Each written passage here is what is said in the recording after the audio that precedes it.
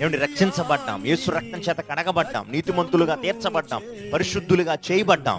కాబట్టి నాకు స్వేచ్ఛ ఉంది, నేను ఎలా పడితే అలా ఉంటా, ఎలా పడితే అలా జీవిస్తానంటే కాదు. మీరు మీ సొత్తు కాదు, మీరు విలువ పెట్టి కొనబడిన వారు అంటున్నాడు. హల్లెలూయా. విలువ పెట్టి కొనబడ్డాం. ఏమిటా విలువ? యేసుక్రీస్తు రక్తము చేత మనము కొనబడ్డాం.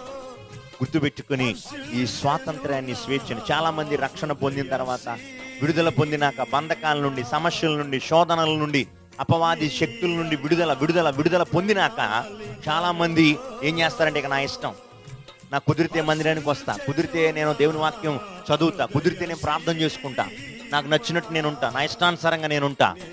జాగ్రత్త. ప్రభువు నీకు ఇచ్చిన స్వాతంత్రాన్ని శరీర క్రియలను హేతువు చేసుకునేది వాడిగా, నీ శరీరాన్ని విచ్చలవిడితనంగా, నీ శరీరాన్ని పాడు చేసుకోవడానికి విచ్చలవిడితనంగా జీవిస్తే ఒక దినాన్న మూల్యం తప్పదు.